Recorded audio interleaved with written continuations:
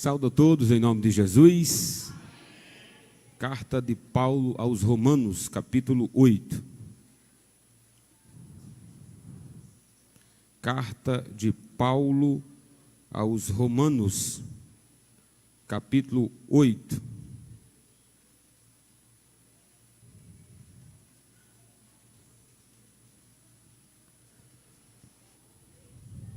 A partir do versículo 28. Carta de Paulo aos Romanos, capítulo 8, a partir do versículo de número 28. Diz assim a palavra de Deus: sabemos que todas as coisas cooperam para o bem daqueles que amam a Deus, daqueles que são chamados segundo o seu propósito. Porquanto aos que de antemão conheceu, também os predestinou para serem conforme a imagem de seu Filho, a fim de que ele seja o primogênito entre muitos irmãos. E aos que predestinou, a esses também chamou. E aos que chamou, a esses também justificou. E aos que justificou, a esses também glorificou. Vamos orar com o nosso irmão Tiago. Eu trago a minha saudação em nome de Jesus, amém? Oremos. Soberano e eterno Deus, Pai querido, nós te agradecemos, Senhor, pela oportunidade que temos de estar em Tua casa para louvar e engrandecer o Teu nome. E nesse momento, Senhor, também aprender da Tua palavra.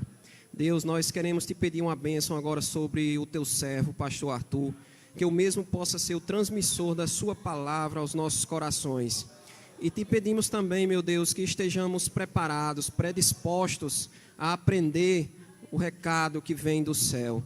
Nós intercedemos que o Senhor envie o Teu Espírito para que abra os nossos corações, a nossa mente, que possamos entender plenamente o recado do Senhor a todos nós, meu Deus. Fica conosco, Pai, abençoa essa palavra, abençoa o Teu servo, em nome de Jesus. Amém.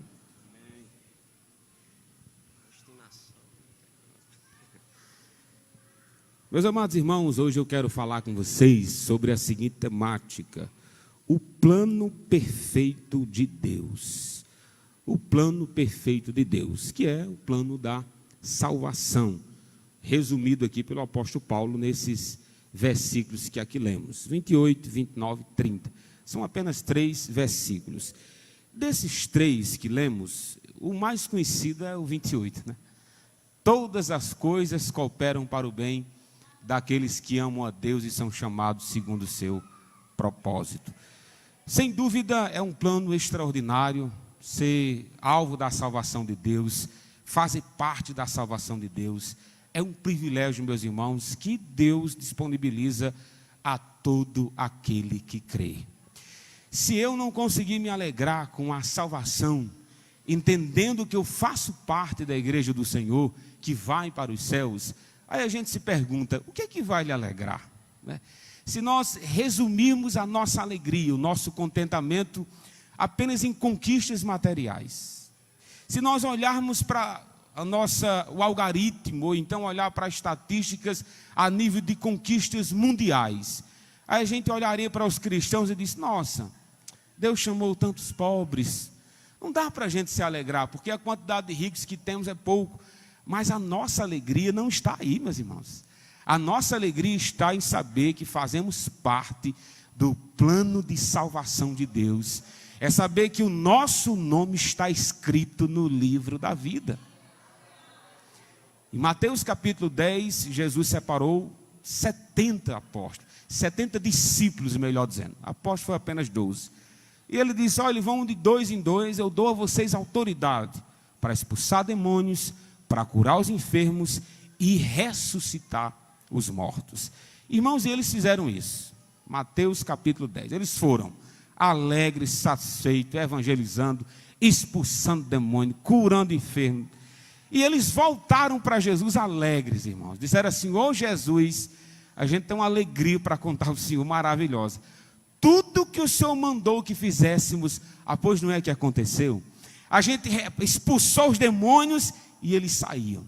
Nós oramos pelos enfermos e eles foram curados. Nós estamos tão felizes.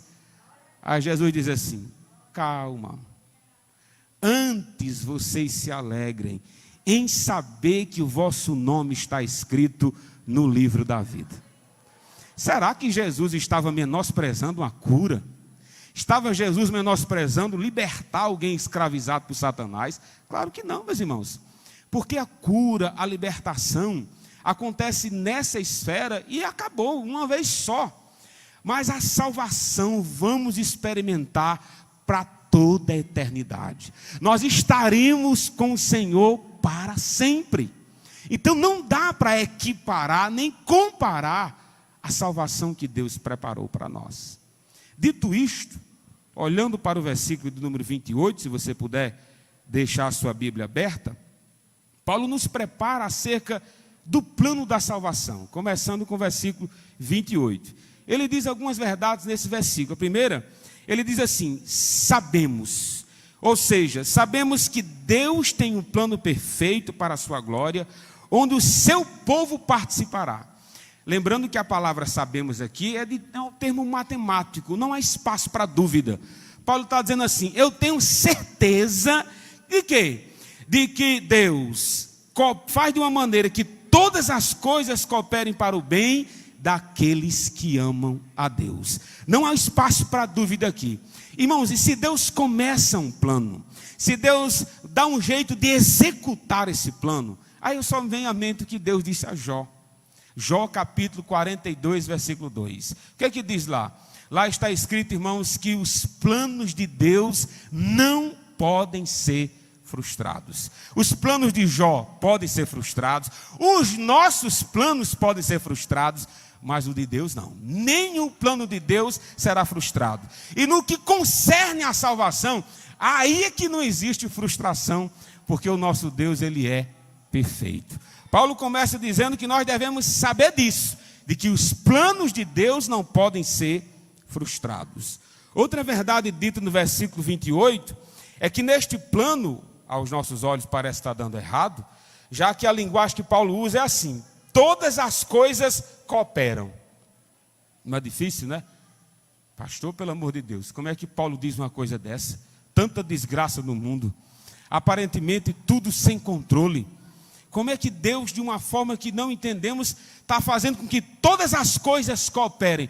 E Paulo ainda diz, né? Cooperem para o nosso bem. Como se não bastasse a certeza de um Deus que não frustra os seus planos, ele dá um jeito, irmão, de até as coisas ruins que sobrevêm sobre o seu povo, no final acarretará para nós coisas boas, acarretará para o seu povo coisas que nós nunca entenderemos enquanto estivermos por aqui. E Paulo está dizendo: olhe, Deus, ele é perfeito nos seus planos, ele executa com sabedoria os seus planos, e ele dá um jeito, irmãos, de tudo cooperar. Seja as enfermidades que nos advêm, as provações que nos advêm, as guerras que há sobre o mundo, tudo está orquestrado pelo nosso Deus. E a última verdade dita no versículo 28, que aí sim a gente tem que aceitar em sua totalidade, Paulo diz no finalzinho do versículo 28, daqueles que são chamados segundo o seu propósito.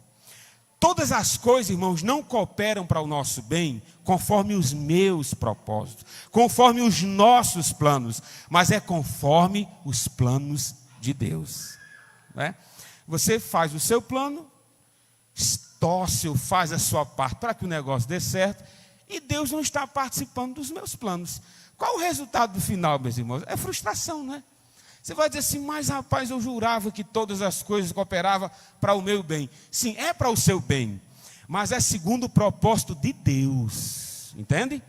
Todas as coisas cooperam para o nosso bem, sim, é para o nosso bem, mas que o propósito de Deus se estabeleça, para que o propósito de Deus se cumpra, e não nós. Quer dizer, há um bem em Deus em fazer isso, há um bem da parte de Deus para com o seu povo, mas no final a glória sempre é de Deus, irmãos. A glória sempre será do nosso Deus, o final, o propósito sempre será cumprido, o propósito dele. Até porque, meus irmãos, nós participamos dessa história. Mas a história da salvação não gira em torno de nós. A salvação gira em torno da glória para o nosso Deus. Toda a honra e toda a glória sempre será dada ao nosso Deus. Nós somos alvos da sua graça, da sua bondade e da sua misericórdia. Paulo, meus irmãos, dito isto, como introdução do versículo 28, agora ele vai falar sobre as ações de Deus para executar o plano da salvação. Há algumas ações aqui. Vejamos com a sua Bíblia aberta. A primeira ação de Deus está no versículo de número 29. Ele diz: Deus conheceu. Ele diz: porquanto aos que de antemão conheceu. Que palavrazinha é essa, conheceu? A palavra conheceu de antemão é aquela famosa presciência. Deus sabe que as coisas irão acontecer, como diz o Salmo 139, antes que eu fale, antes que uma palavra saia da nossa boca, Deus já a conhece. Isso é que é sabedoria, não é, meus irmãos? Antes da coisa acontecer. Só que Paulo usa uma palavra aqui, conhecer, não no sentido intelectual de sabedoria humana, mas no sentido relacional. Essa palavra conhecer é a mesma que está em Mateus 1:25. O que tem em Mateus 1:25? Está escrito assim: José não conheceu Maria até que desse à luz Jesus. É um conhecer de intimidade. Deus, em sua presciência, Ele conhece a sua igreja. E Ele conhece a sua igreja em amor, glória a Deus. Quer dizer, Paulo vai dizer em Romanos 5:8, Deus prova o seu amor para conosco, pelo fato de ter Cristo morrido por nós, sendo nós ainda pecadores. Em sua presciência, o conhecimento de antemão para o seu povo futuro, Deus já nos amava, aleluia. Mesmo sem merecer, mesmo que nós nem existíssemos, tudo começa com o amor de Deus. Tudo começa com um ato de bondade e misericórdia de Deus para conosco. João, falando sobre o amor de Deus, sabe o que João diz? João diz: nós amamos a Deus, porque Ele nos amou primeiro. E quando foi que começou esse amor? Esse amor começou, meus irmãos, antes da fundação do mundo. Antes da fundação do mundo. Eu vou ler para vocês Efésios 1, do 3 ao 5, mostrando esse amor antes da fundação do mundo. Está escrito assim: bendito Deus e Pai do nosso Senhor Jesus Cristo, que nos tem abençoado com toda sorte de bênção espiritual nas regiões celestiais em Cristo. Assim como nos escolheu nele, antes da fundação do mundo, para sermos santos e irrepreensíveis perante ele, e em amor nos predestinou, para a adoção de filhos, por meio de Jesus Cristo, segundo o beneplácito de sua vontade. O conhecer de Deus está baseado em seu amor. O conhecer de Deus está baseado em sua graça, em sua bondade, para com cada um de nós. Mesmo sem nós merecermos, Deus já nos amava. Mesmo que nós nem existíssemos antes da fundação do mundo, Ele já amava a sua noiva, aleluia. E Paulo está dizendo: a salvação começa com um conhecer amoroso, gracioso e soberano de Deus. Começa aí, Paulo tratando acerca do passado, antes da fundação do mundo. Aí vem a segunda ação de Deus. Continue comigo no versículo do número 29. Paulo diz assim: porquanto aos que de antemão conheceu, também predestinou, para serem conforme a imagem do seu Filho, a fim de que ele seja o primogênito entre muitos irmãos. Paulo fala sobre um conhecimento prévio, que diz respeito ao amor de Deus antes da fundação do mundo. Logo depois, Paulo fala sobre uma predestinação. A própria palavra já se explica. É um destino prévio, é um destino estabelecido. O nosso futuro já está fixado. Predestinação é um destino fixado. E eu tenho algumas considerações acerca desse ponto a respeito da predestinação. Primeiro, é que a predestinação, meus irmãos, é o destino de todo salvo. Irmãos, para onde a igreja de Deus vai? Ela vai para os céus, aleluia. toda a igreja do Senhor já sabe para onde vai. Jesus Cristo disse em João 14:2: na casa do meu Pai há muitas moradas, se assim não for, eu vos teria dito, pois vou preparar-vos lugar, e quando eu for e vos preparar lugar, voltarei e vos receberei para mim mesmo, para que onde eu estou, estejais vós também. A predestinação é Deus dizendo à sua igreja: vocês sabem que no final de tudo, vocês estarão comigo para sempre.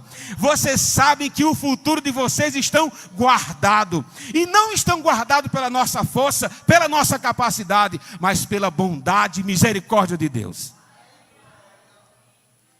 Deus conheceu nos amando antes da fundação do mundo. Estabelece o futuro para a sua igreja, que é a predestinação. O povo de Deus vai para o céu. Aí a pergunta que se faz é: pastor, essa certeza de que o povo de Deus vai para o céu, essa certeza de que a igreja vai para o céu, é aquela frase: uma vez salvo, para sempre salvo, não produz em nós um relaxamento?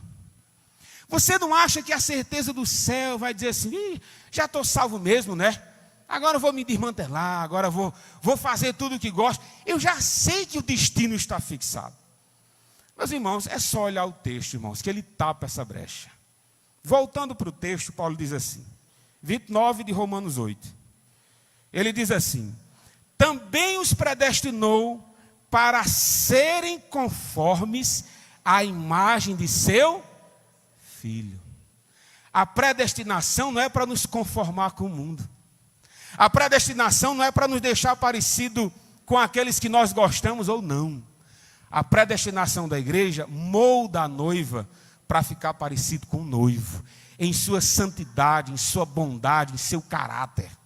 Então a predestinação, longe de nos dar libertinagem, a predestinação ela aponta para um povo que se assemelha ao Filho de Deus. O próprio Jesus Cristo disse isso, que nós deveríamos seguir os seus passos, imitar a sua bondade, imitar a sua graça, imitar a sua misericórdia. Ele ensinou cabalmente a sua noiva a se parecer com ele.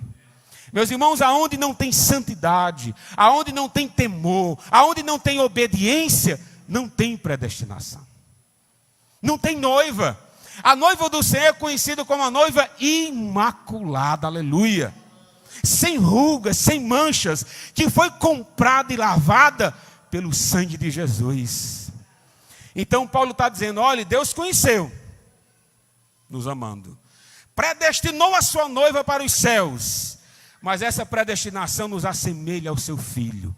Cada dia que passa mais parecido com Jesus, nós devemos ser. Como se não bastasse isso, a predestinação nos dá certeza para onde vamos, aponta a santidade que devemos ter em vida, e Paulo ainda fala assim, no finalzinho do versículo 29, a predestinação ela nos leva à plena comunhão. Ele diz assim: conforme a imagem do seu Filho, a fim de que ele seja o primogênito entre muitos irmãos. Não há espaço para a nossa glória, não há espaço. Paulo diz assim, na predestinação, Jesus Cristo é o primogênito entre os irmãos. Jesus Cristo é exaltado, Ele é glorificado. Nós temos um só propósito nessa noite, é render graças a Jesus, é celebrar o teu santo nome, é dizer que Ele é santo, santo, santo, é dizer que Ele é bom e tem cuidado de nós. Aí Paulo diz, a predestinação, ela encaminha uma santidade que se assemelha a Cristo, mas ela encaminha uma comunhão. Cadê os desigrejados numa conversa dessa, né? Não tem. Por que não tem? Porque esse é o propósito da predestinação, é nos tornar uma igreja santa e imaculada. Um povo que vive em comunhão e que em Cristo nós temos plena comunhão com a igreja. Sem Jesus, não tem comunhão com a sua noiva. Sem Jesus não dá, meu filho. Então Paulo está apresentando o plano da salvação. Deus conheceu. Deus predestinou, sabemos o destino de sua igreja. Outra ação de Deus, está aí no início do versículo 30. Deus chamou.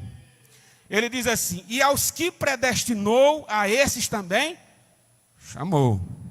Deus chama ou não chama? Chama, chama assim. A grande pergunta aqui é a seguinte: pastor, Deus chama todo mundo? Será que Deus não chama só os eleitos? Será que Deus não chama eficazmente só alguns? Mas essa conversa está feia, irmão. Isso não está na Bíblia, não. Irmãos, Deus chama todas as pessoas, independente da sua classe, independente da sua cor. Sabe qual foi a ordem de Jesus? Mateus 16:15. Ide por todo mundo e pregai o evangelho a toda criatura. Aquele que crê e for batizado será salvo. Não, eu tenho que pregar a todo mundo. Deus chama. Agora a pergunta: esse chamado, pastor, é resistível?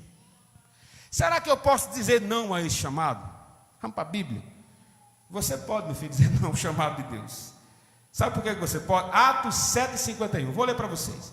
Atos 7:51. Estevão pregando para um grupo de pessoas que logo depois mataram. Atos 7:51. Homens de dura cerviz, incircuncisos de coração e de ouvidos, vocês sempre resistem ao Espírito Santo. Assim como fizeram vossos pais, também vocês o fazem. Então Deus chama? Chama. Deus está chamando.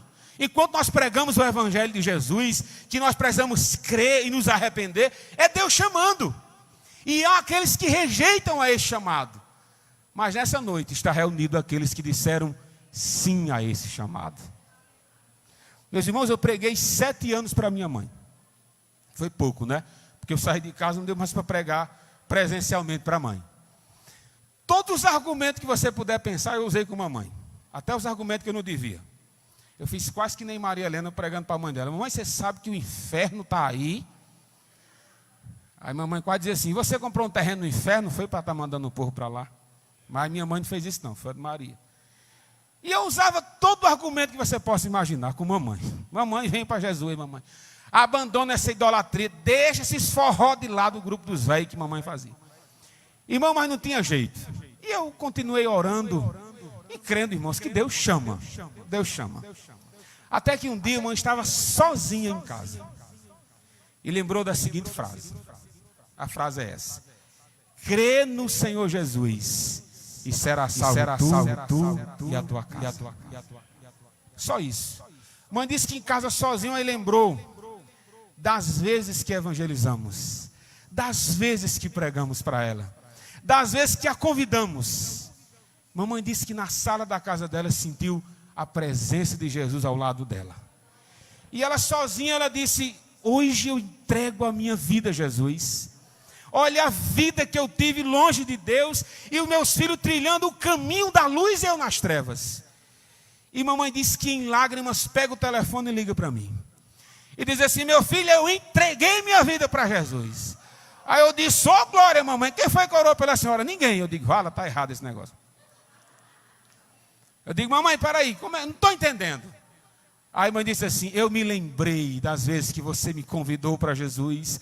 Eu me lembrei das vezes que você pregou sobre Jesus. E hoje se tornou claro o meu coração. Hoje as portas dos céus se abriram. E eu quero ser uma crente em Jesus.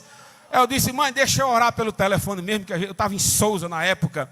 E eu orei por mamãe pelo telefone. E o primeiro encontro que eu dei na minha mãe foi um abraço dizendo: hoje a senhora é uma filha de Deus. Deus chama. Meus irmãos, você tem que pregar o Evangelho. Você tem que dizer que Cristo salva. E se você se arrepender, tem salvação para você. Deus chama. Muitos resistem a esse chamado e vão prestar conta pela rejeição do chamado à salvação. Mas Deus chama. Em Lucas capítulo 7, depois da pesca maravilhosa, Cristo olhou para Pedro e os seus comparsas e disse: me segue, deixa tudo e me siga. Eles deixaram tudo e seguiram.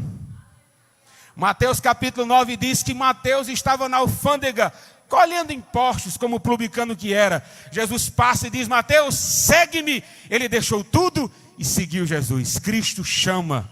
Meus irmãos, há um convite de Deus nessa noite para a sua vida. E Ele mais uma vez diz: arrependa-se e vem para Jesus.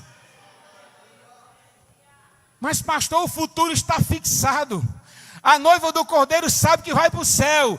E a noiva do Cordeiro continua chamando novos servos de Deus. Continua chamando outras pessoas para fazer parte do rebanho do Senhor. Deus chama. Paulo resistiu a esse chamado. Inicialmente disse que não queria. Realmente não queria mesmo não. Matou crente, prisionou. Fez tudo e mais um pouco contra a igreja de Deus. Até que um dia, meus irmãos, ele foi derrubado.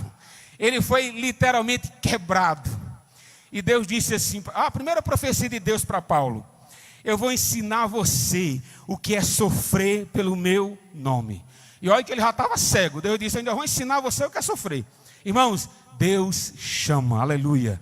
Deus chama, Ele toca nos corações, Ele quebranta os corações, Ele abre o nosso entendimento. Deus chama. Deus chama. E Paulo diz assim, olha, Deus chama e Deus justifica. Já pensou? Você não vai permanecer salvo com seus méritos. Você não vai permanecer noiva do Cordeiro pelas suas vantagens para com Deus. Deus lhe justifica. Pastor, e como é que Deus justifica? Nenhuma condenação há para os que estão em Cristo Jesus. Meus irmãos, se você está em Cristo, não tema o inferno. Se você está em Cristo, nenhuma condenação há para você. O nosso futuro está guardado, meus irmãos, porque o nosso débito para com Deus foi pago. Ele disse na cruz do Calvário, tetelestai, tudo está pago para com Deus. A noiva do Cordeiro, ela é chamada. A noiva do Cordeiro, ela é predestinada. A noiva do Cordeiro, ela é justificada. Irmãos, nós não fomos justificados por sangue de bodes e cordeiros, nem muito menos carneiros, mas pelo precioso sangue de Jesus. A justificação, meus irmãos, é os méritos de Cristo, é a santidade de Cristo depositada em nossa conta. E Deus Pai olha para a sua noiva, não mais como pecadora, mas Ele olha com os olhos de Cristo e diz, essa aqui é mais alva do que a neve. Mais alva, a gente não canta esse hino, não é? Mais alvo do que a neve, mas como é que pode um sangue vermelho nos tornar mais alvo do que a neve? Porque não diz respeito à pureza externa, irmãos, mas à santidade, à purificação de pecados. Eis o Cordeiro de Deus que tira o pecado do mundo. Deus justifica a sua noiva. Deus justifica. A última ação de Deus, irmãos, para encerrar. Paulo diz assim, continuando a passagem. E aos que predestinou, a esses também chamou. Aos que chamou, a esses também justificou. E aos que justificou, a esses também glorificou. Que ousadia, não é? Como é, Paulo? Você já está dizendo que nós estamos no céu, vivendo um negócio desse? Calma, irmãos. A certeza do crente é tão grande que ele já se vê nos céus. Aleluia. A certeza de Paulo é tão grande que ele não diz assim, Deus nos glorificará. Assim, ora, aquele que começou a boa obra, como diz Filipenses 1:6, é fiel para completá-la. Ele nos amou antes da fundação do mundo. Nos predestinou preparando o futuro para a sua noiva. Nos chama através da sua palavra. Nos justifica pelo sangue do Cordeiro. Logicamente nós seremos glorificados. Irmãos, olhe como o plano é perfeito, não é? O plano perfeito de Deus da salvação. Sabe por que Paulo disse que a igreja já está glorificada?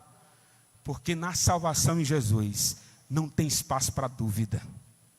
Você sabe que o caminho de Jesus, que o caminho que é Jesus, leva-nos ao Pai. Ele não disse isso?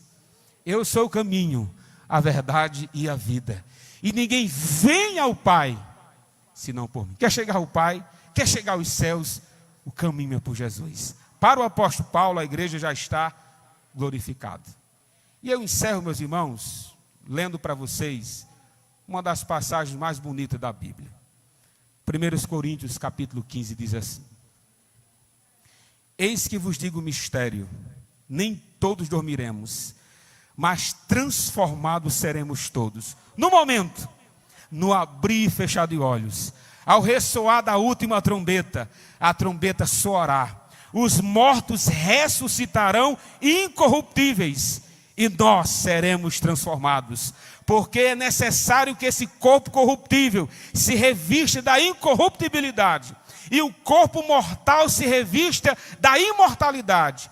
E quando esse corpo corruptível se revestir de incorruptibilidade e o que é mortal se revestir de imortalidade, então se cumprirá a palavra que está escrita: tragada foi a morte pela vitória. Onde está a morte, a tua vitória? Onde está a morte, o teu aguilhão? O aguilhão da morte é o pecado e a força do pecado é a lei. Graças a Deus que nos dá vitória por intermédio do nosso Senhor Jesus Cristo. Portanto, meus amados irmãos, sede firmes e constantes, sempre abundantes na obra do Senhor, sabendo que o vosso trabalho não é vão no Senhor. Nós sabemos para onde vai, nós vamos para o céu, meus irmãos. Ele comprou o nosso preço, pagou o alto preço e nós vamos chegar lá, custe o que custar, passemos pelo que passar. Nós sabemos para onde vamos e o nosso destino é os céus.